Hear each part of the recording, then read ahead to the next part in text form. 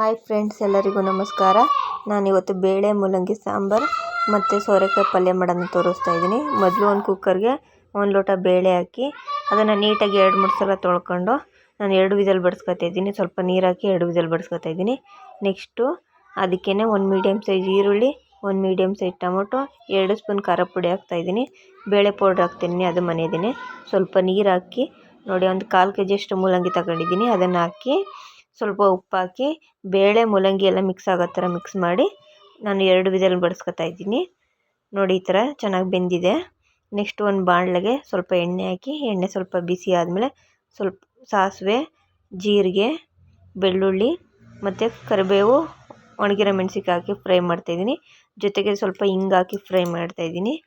Next ನಾವೇನು ಬೇಯಿಸಿ ಎತ್ತಿಟ್ಕೊಂಡಿದ್ದೆ ಬೇಳೆ ಮೂಲಂಗಿ ಅದನ್ನು ಮಿಕ್ಸ್ ಮಾಡ್ತಾಯಿದ್ದೀನಿ.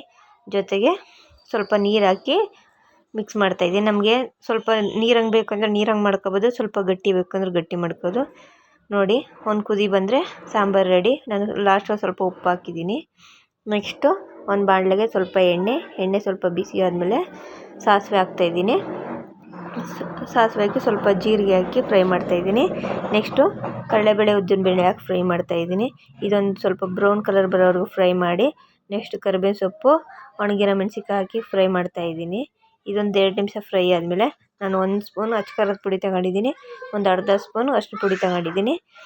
ಇದನ್ನು ಹಾಕಿ ನೋಡಿ, ಇದನ್ನು ಹಾಕಿ ಮಿಕ್ಸ್ ಮಾಡ್ತಾಯಿದ್ದೀನಿ. ಇದೆಲ್ಲ ಚೆನ್ನಾಗಿ ಮಿಕ್ಸ್ ಆದಮೇಲೆ ನಾನು ಒಂದು ಅರ್ಧ kg ಸೋರೆಕಾಯಿನ ತಗೊಂಡು ಒಂದು 10 ನಿಮಿಷ ಬೇಯಿಸ್ಕೊಂಡಿದ್ದೀನಿ. ಸ್ವಲ್ಪ ಉಪ್ಪು ಹಾಕಿ ಬೇಯಿಸ್ಕೊಂಡಿದ್ದೀನಿ. ಅದನ್ನು ಹಾಕಿ ಫ್ರೈ ಮಾಡ್ತಾಯಿದ್ದೀನಿ.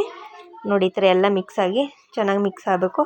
ಆ ಥರ ಮಿಕ್ಸ್ ಮಾಡಿ ಲಾಸ್ಟಲ್ಲಿ ಸ್ವಲ್ಪ ಕೊತ್ತಂಬರಿ ಸೊಪ್ಪು, ಕಾಯಿ ತುರಿ ಹಾಕಿ ಸ್ವಲ್ಪ ಉಪ್ಪು ಹಾಕಿ ಮಿಕ್ಸ್ ಮಾಡ್ತಾಯಿದ್ದೀನಿ.